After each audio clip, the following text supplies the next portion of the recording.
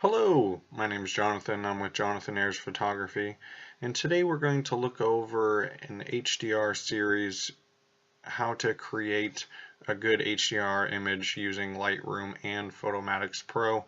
This seems to be a pretty common question that I see when I'm just browsing around on Facebook or forums. And so today I'm going to show you one of the ways that I do real estate photography, and I have a series of photos that I took at a recent shoot. Just a normal looking house, pretty basic.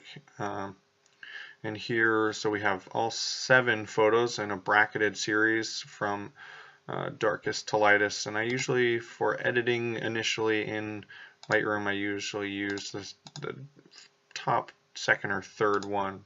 And we'll use this one today.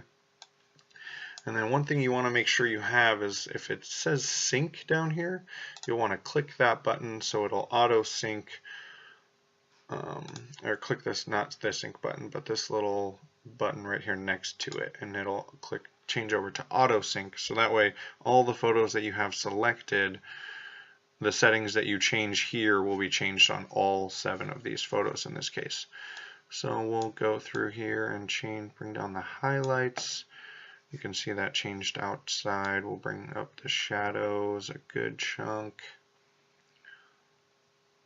Right about there. Then we'll change the white balance. Oh, we'll click right here. Well, that's super blue, so we'll definitely want to bring that back up to about there. We're going to drop down. I make that adjustment knowing that we're going to bring down this right here, the saturation for the blue, because it was a very overcast, cloudy. It was actually snowing outside when I took this photo, so the contrast between inside and outside was very great. This is all very yellow, very warm. Outside was very cold, very blue. And so for my photos, I usually do sharpening, and I usually mask it all the way up somewhere between 90 and 100. So just the edges of everything is sharpened. And to do that on PC is Alt. I'm not sure how to do that on Mac. I should probably include that in my next video. And then I drop this down to probably somewhere between 5 and 10. We'll just go with 5, just a very subtle amount of sharpening, not doing any noise reduction. Yeah, we'll do just a tiny bit. We'll just go with 10. And to make those very, like you can see here how it's making larger jumps, it's very hard to drag one. See, I skipped 9 there. It's very hard to drag it just one at a time. If you hold Shift while moving your mouse, it'll move one at a time. Just a little trick I learned the other day that I was like, oh, that's good to know. So for the lens corrections, the profile section, we'll want to do this remove chromatic aberration. Some people say, well, what is that? Well, here I'll show you. It's a great example. On this window, it's very contrasty from the inside, how dark it is, to outside. It's completely white almost. And you can see, so the whiter it is, the more direct the light shining at the camera is, the stronger this aberration is right here. So if we click this, it removes it a little bit. It takes out a good chunk. There's still a little bit there. And then we'll use this to enable the profile for the lens. It'll automatically select which lens you're using. I'm using the Tokina ATX-X 116 Pro DX2, the 11-16 millimeters, and the highest aperture can go as 2.8. And it'll automatically select it. If it doesn't, then it doesn't have the preset for your lens. I haven't used a lens that it doesn't have. It uses a very large array to pick from. Like, all of these are the different lens brands that you can have, and odds are it has the lens that you're using. I would be surprised. It's able to do that because I shot my photos in RAW. If you're not shooting in RAW, I highly recommend that you change what you're doing, because the editing that you can do is beyond what you can do in any other format, such as JPEG. And so you can see here that there's still a little bit of this pink here on the inside of the windowsill. So you just click this button right here, boom, gone, done. No, don't have to worry about it. I usually do both just in case, because you never know, you might have missed it somewhere. And we don't have any distortion to fix. Let's zoom back out, see the full photo. And so the transform tab is important. If you don't get the photo perfectly level and you want these vertical lines to be straight up and down, I always just use the vertical option. You see, I almost had it perfect in camera, and it just changes it just a tiny bit. Otherwise, if you don't do that, then you'll see this constrain crop option, and that way if your lines are very skewed to the left or the right, then it'll crop the image so that there is no white on the edges and your vertical lines are straight up and down, and you'll lose however much data due to having to crop it so that the lines are straight up and down, or you have the option of keeping your very crooked photo. I don't recommend you doing that.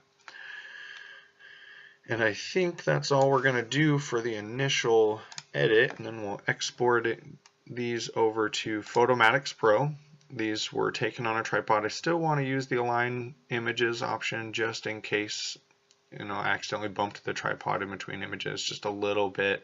I always use burst on my camera, so I don't have to touch my camera in between shots, but it's still just a precautionary that I do. And yep, and I don't need to remove the ghost. If there was like a TV that I chose to have on, or it was playing while I took these photos, then it would pick one photo and use the TV from that photo. It's pretty cool. And we did this in Lightroom. You can use it in here in Photomatix, but in my opinion, removing the chromatic aberrations in Lightroom is much better than what you're going to get from Photomatix Pro. It just is what it is.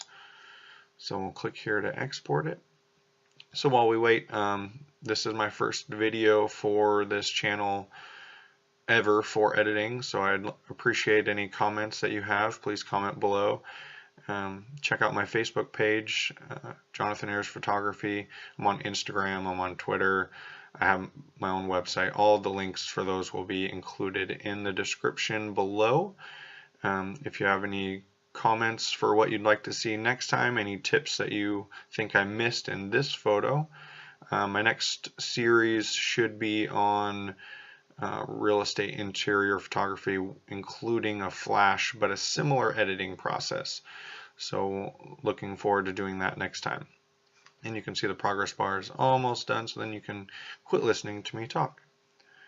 And boom, it'll automatically open up Photomatix Pro, aligning the images, merging. And depending on how fast your computer is, this might be a lengthy process. I usually do a batch editing sometimes, so I edit all of my photos in Lightroom and then do this in one step, so it does this for all my photos, and then I can just walk away and come back when it's done. So here we are. Has all of your options. You can change these however you like to see whatever you think looks the best for your photos. I usually just use either natural or default. Default is pretty washed out in this one. I might just stick with the default. I might use this one and then bring some of the blacks back in Lightroom. That's always an option. You can always make a photo darker. It has a lot of presets in here that I personally am probably never going to use. It even has interior options, which usually, in my opinion, they're pretty dark. I like my photos to be a lot more light than these two presets. I mean, you can always change the settings over here, but it just is too dark for me. They just have some crazy options that I hope to never see anybody that I follow use. And so we're going to stick with default, and we'll bring back some of the blacks in Lightroom. So what you see is not the final product. And then we'll click save and re-import, and it'll automatically save the photo. and then re-import it into Lightroom. So if we just click back over, and it's important to have this all photographs selected, because if you just imported these photos into Lightroom and it still has the previous import, and then you're like, oh, where's my photo? It's not here. That's probably because it's in all photographs. See, it's right here. And the great thing into re-importing into Lightroom is that you basically have the option to double edit your photo. You can edit it again. So here we want to bring down the blacks, bring some of that contrast back, maybe a little bit more. Now we'll bring this up, and then we're going to bring the clarity up, and that'll bring back some of it as well. Right there, bring down the highlights some more, maybe a little bit, probably right about there. And it's got a little bit of this weird green hue around this light, so we're actually going to bring down the green saturation just a little bit, and not a whole lot. Most of what I do is pretty dramatic, really, sometimes, but you got to be able to stay in that subtle area or things start to look really funky. Bring down the blues just a little bit more. What's all the way look like? That just looks weird because there's no color outside. You want to have some color. And don't need to do any sharpening. We're going to do the noise reduction just a little bit again. 15 is not too much. And we should be good to go, and that would be the final image that I would send to the realtor. This is actually very close to what I did the first time. And that is all. I hope to see your comments below. Let me know what you think. Let me know for next time any comments, questions. I'll feel free to answer them as quickly as I can. Thanks. Have a great day.